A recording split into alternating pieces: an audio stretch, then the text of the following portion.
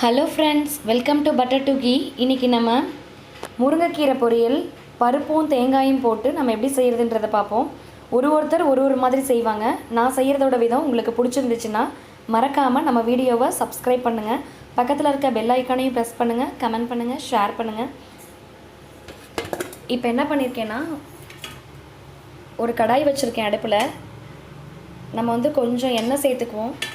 முருங்கைக்கீரை பொரியலுக்கு எண்ணெய் ரொம்ப சேர்க்கணுன்ற அவசியம் கிடையாது. அதனால் கொஞ்சமாக நம்ம எண்ணெய் சேர்த்துருக்கோம். இப்போ எண்ணெய் காஞ்சிருக்கு. கடுகும் உளுந்தும் நம்ம சேர்த்துக்கலாம். கடுகு கொஞ்சம் வெடிக்கட்டும். இப்போ கடுகு ஓரளவுக்கு வெடிச்சிருச்சு. மிளகாய் சேர்த்துக்கலாம்.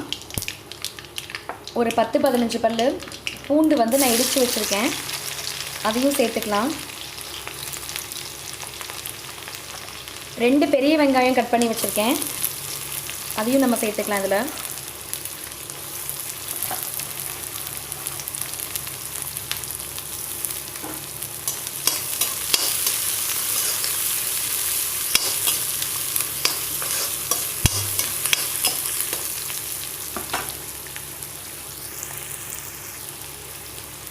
இப்போ வெங்காயம் கொஞ்சம் வதங்கியிருக்கு. இப்போ நம்ம டைரெக்டாக இதில் தண்ணி ஆட் பண்ணிக்கலாம்.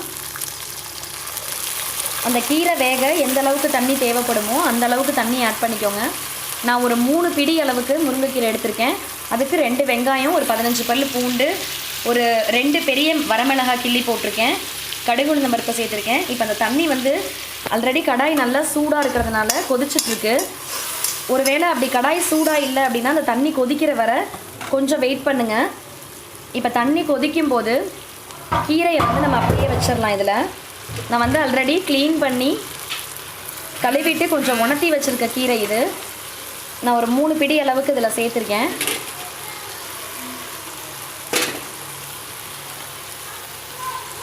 இப்போ சேர்த்துட்டு இதுலேயே நம்ம என்ன பண்ணலான்னா,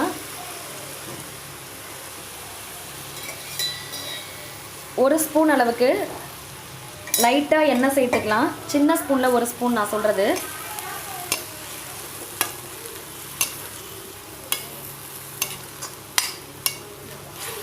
வெங்காயத்தையும் அந்த கீரையும் ஓரளவுக்கு நல்லா பெரட்டி விட்டுருவோம்.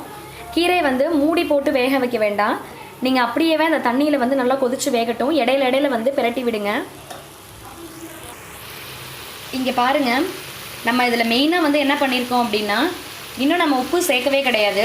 ஒரு துளி நம்ம எண்ணெய் விட்டதுனால அந்த கீரை பாருங்கள், அந்த கலர் ரொம்ப கருப்பாகாமல் நல்ல ஒரு பசுமையான நிறத்துலேயே இருக்குது பாருங்கள். எப்பயுமே கீரை போட்ட உடனே கொஞ்சம் எண்ணெய் விட்டிங்கன்னா அந்த கலர் மாறாமல் இருக்கும்.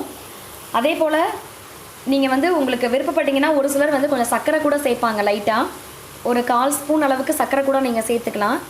நானாக எதுவுமே ஆட் பண்ணல, வெறும் எண்ணெய் மட்டும் ஆட் பண்ணி உங்களுக்கு காமிச்சிருக்கேன். நீங்கள் அதை இப்படி ஆட் பண்ணி ஒரு தடவை செஞ்சு பாருங்கள். இப்போ பாருங்கள், நம்ம மூடி போடவும் இல்லை. உப்பு நம்ம இன்னும் ஆட் பண்ணலை. மெயினாக கீரை செய்யும்போது எப்பயுமே லாஸ்ட்டாக உப்பு ஆட் பண்ணால் தான் அந்த கலர் மாறாமல் இருக்கும், அந்த டேஸ்ட்டும் நல்லாயிருக்கும். இன்னும் கொஞ்சம் நேரம் வேகட்டும். இங்கே பாருங்கள், இப்போ கீரை நல்லா 3/4 பதம் வெந்துருச்சு. இப்போது நம்ம கீரைக்கு தேவையான அளவுக்கு உப்பு சேர்த்துக்கலாம். இதில்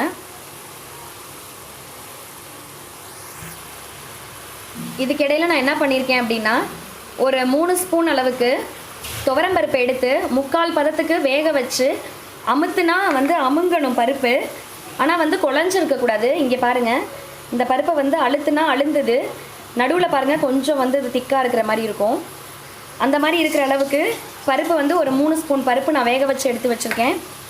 தேங்காய் கொஞ்சம் திருவி வச்சுருக்கேன் நான். இப்போ பாருங்கள், தண்ணி ஓரளவுக்கு சுண்டி வந்துருச்சு. இன்னும் கூட கொஞ்சம் நேரம் அந்த தண்ணி நல்லா கொஞ்சம் ட்ரை ஆகட்டும். இங்கே பாருங்கள், அப்படி அழுத்துனா தண்ணி வருது பார்த்தீங்களா? இது நல்லா இன்னும் கொஞ்சம் ட்ரை ஆகட்டும் ஃப்ரெண்ட்ஸ்.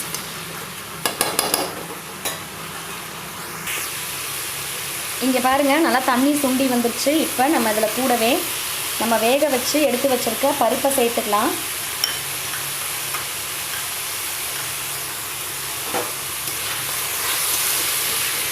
அந்த பருப்பு, தேங்காய், அந்த கீரை எல்லாம் சேர்ந்து சாப்பிடும்போது ரொம்ப நல்லாயிருக்கும்.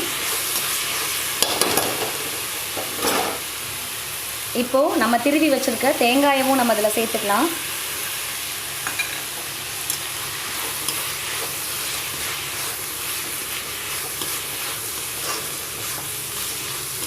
தேங்காய் போட்டு ரொம்ப நேரம் இருக்க வேண்டியது கிடையாது. எப்பயுமே தேங்காய் போட்டு ரொம்ப நேரம் கொதிக்க விடாதீங்க.